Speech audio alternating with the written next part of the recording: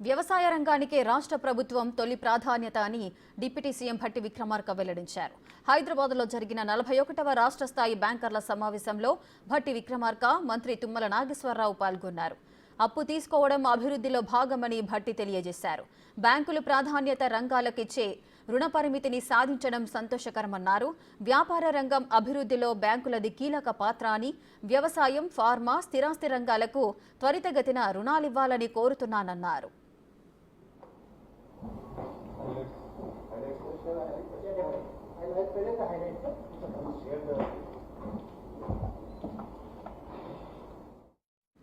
అలానే మాజీ మంత్రి హరీష్ రావుకు భట్టి విక్రమార్క కౌంటర్ ఇచ్చారు.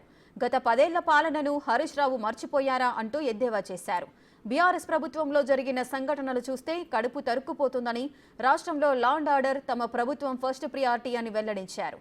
అవాంఛనీయ సంఘటనలకు పాల్పడే వ్యక్తులను ఉక్కుపాదంతో అణిచివేస్తామని హెచ్చరించారు.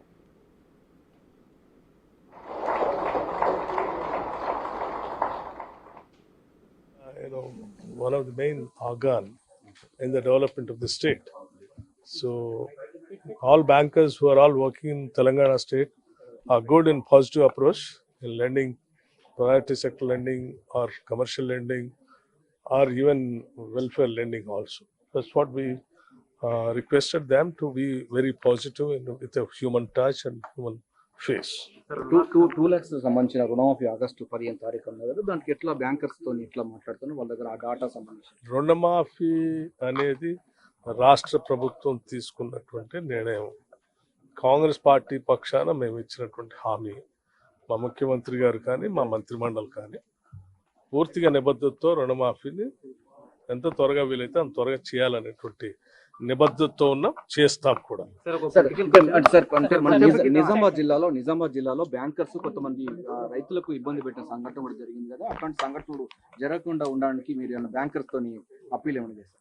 ఆల్రెడీ బ్యాంకర్స్ కి చెప్పాము, మానవతా దృక్పథంతో మనం వ్యాపారం చేయాలి.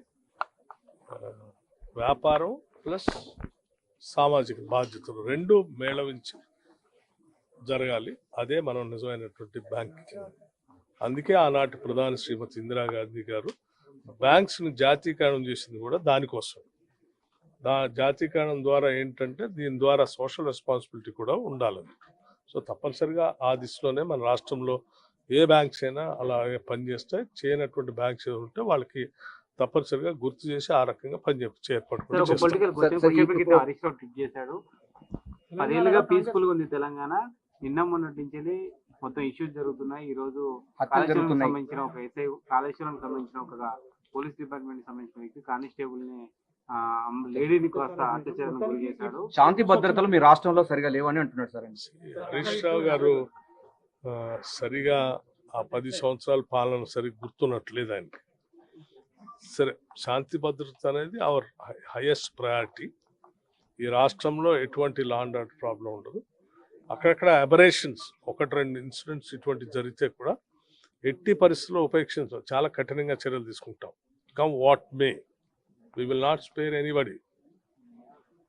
కానీ వాళ్ళలాగా ఉదాసీనతతో వదిలిపెట్టం మేము. వాళ్ళు చాలా ఆనాటి సంఘటనలు చెప్తే కడుపు తరుక్కుపోతూ ఉంటాం. అటువంటి పరిస్థితులు ఈ రాష్ట్రంలో రాని.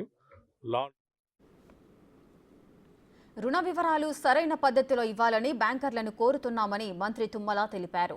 రాష్ట్రంలో ఆయిల్ పామ్ సాగు విస్తీర్ణం పెంచాలని నిర్ణయించామని, ప్రతి జిల్లాలో ఆయిల్ పామ్ పంటలు వస్తున్నాయన్నారు. వ్యవసాయం, అనుబంధ రంగాలకు బ్యాంకులు రుణాలు పెంచాలని కోరారు మంత్రి తుమ్మల. మీకు తెలుసు, ఇది కేవలం భూగర్భ జలాల మీదనే ఆధారపడి వ్యవసాయం చేసేటటువంటి కాలమాన పరిస్థితుల్ని అనుకూలించక ఈనాడు కృష్ణానది జలాలు మీరు చూస్తున్నారు, గోదావరి జలాలు తీసుకునే దాంట్లో ఇబ్బందులు కూడా మీరు చూస్తున్నారు. కేవలం వర్షాధారం తప్పితే చిన్న చెరువులు, కుంటలు తప్పితే భూగర్భ జలాల మీదనే ఆధారం.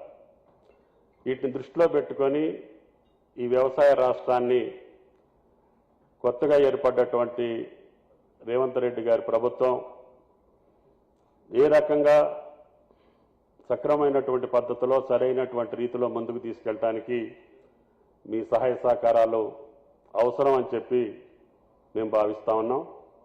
గతంలో కూడా ఇరిగేషన్కి సంబంధించి కోటయ్య గారు నబార్డ్ చైర్మన్గా ఉన్నప్పుడు మీడియం ఇరిగేషన్ ప్రాజెక్టులు ఒక 30 ప్రాజెక్టులు ఈ రాష్ట్రంలో కంటిన్యూగా పెండింగ్లో ఉండి 30 సంవత్సరాలు వాటికి అతిగతి లేకపోతే ఆయన గారిని అడిగితే ఒకేసారి 300 కోట్లు ఇస్తే 30 ప్రాజెక్టులు పూర్తి చేసినటువంటి చరిత్ర ఈ రాష్ట్రంలో ఉంది. అదేవిధంగా లిఫ్ట్ ఇరిగేషన్స్ కావచ్చు, వ్యవసాయానికి సంబంధించినటువంటి నబార్డ్ సేవలు కానీ, అదేవిధంగా మొన్ననే నేను చెప్పాను గ్రామీణ బ్యాంకు సేవలు గ్రామీణ ప్రాంతాలు విస్తరించిన తర్వాతనే కొంతవరకు రైతాంగం వెసులుబాటుకు వచ్చింది. ఇప్పుడు మీ శాఖలు కూడా నాకు తెలిసి 6,415 ఈ రాష్ట్రంలో ఉన్నాయని చెప్పారు. కానీ రూరల్ ఏరియాలో మాత్రం కేవలం 1,874 ఉన్నాయి. ఇంకా సంతోషం, LWE అంటే ఎక్స్ట్రీమిస్ట్ ఏరియాలో కూడా ఎక్కువ ప్రాంతాన్ని కవర్ చేశారని చెప్పారు.